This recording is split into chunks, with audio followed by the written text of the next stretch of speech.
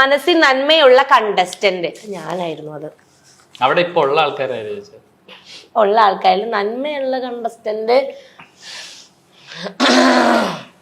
നന്മയുള്ള ലോകമായതുകൊണ്ടും പെട്ടെന്ന് ഇത് ഈ ഉത്തരം ഇത് വിവാദമാവാൻ സാധ്യതയുള്ള ഉത്തരമാണ്.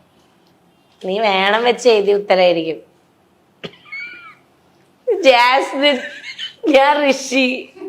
ഇതുപോലെ നന്മയുള്ള ഒരു കുട്ടി ഞാൻ ജീവിതത്തിൽ കണ്ടിട്ടില്ല. ഇത് ഞാൻ ആദ്യം നിനക്ക് ചെയ്യൂട്ടാ. അല്ല, ഇതെന്താ കാര്യം ഞാൻ പറഞ്ഞത്. ഈ ഉത്തരം ഞാൻ എന്തുകൊണ്ട് പറഞ്ഞു എന്ന് എക്സ്പ്ലെയിൻ ചെയ്യാൻ സമ്മതിക്കും. എക്സ്പ്ലെയിൻ. അവിടെ എന്ത് പ്രശ്നം നടന്നാലും ആരുമായിട്ട് തല്ലുകൂടിയാലും അവള് അടുത്ത ദിവസം തന്നെ അത് ഫിക്സ് ചെയ്യും. അവളത് ക്യാരി ചെയ്യില്ല. അങ്ങനെ എടുക്കാം, അത് ക്യാരി ചെയ്യില്ല എന്ന് വെച്ചാൽ പിന്നെ എന്നിട്ട് അയാൾക്ക് വയ്യാണ്ടാകുകയോ അയാൾക്ക് എന്തെങ്കിലും ബുദ്ധിമുട്ട് വരികയോ ചെയ്തു കഴിഞ്ഞാൽ അവള് അയാളുടെ കൂടെ പോയിരിക്കും. അങ്ങനെയൊക്കെ നോക്കുമ്പം എനിക്കൊരു നന്മ എവിടെയോ ഉള്ളിലുള്ളതായിട്ട് തോന്നുന്നുണ്ട്. നീ എന്താ ചിരിക്കുന്നേ?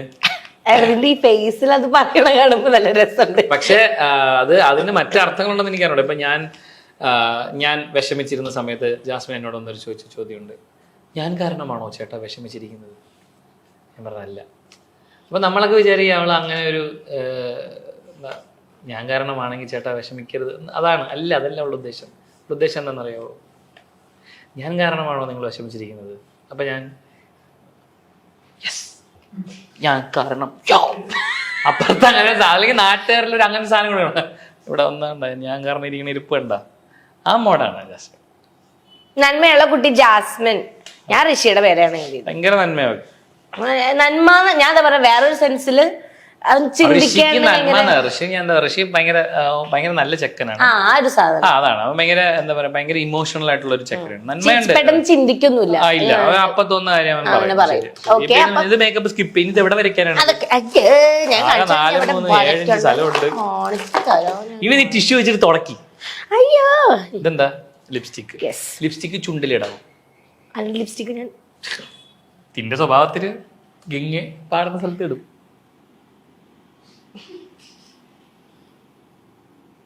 ഇത്ര വലിയ ചുണ്ടാണോ നിന്റെ? ഞാനിതിന് ഉത്തരം നിനക്ക് തരണോ? വേണ്ട, ബാക്കി ഞാൻ മാച്ച് ചെയ്തോളാം. അയ്യോ, അതൊന്നും എനിക്ക് വരയ്ക്കാൻ അറിയില്ലേ.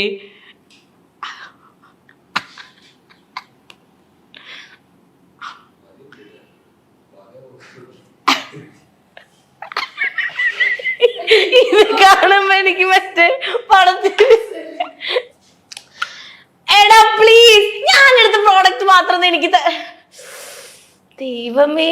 എടോ എടക്ക് ഇനി യൂസ് ചെയ്യാനുള്ളതോ? എനിക്ക് നിന്നെ 2 രീതിയിൽ എനിക്ക് ഇതിന് ഉപദ്രവിക്കും. ഇത് നിന്റെ ആണെന്ന് അറിഞ്ഞല്ലോ, അപ്പൊ ഇത് തീർന്നു പോകണം. 1, 2 നിന്റെ മുഖത്ത് നശിപ്പിച്ച് ദൈവമേ.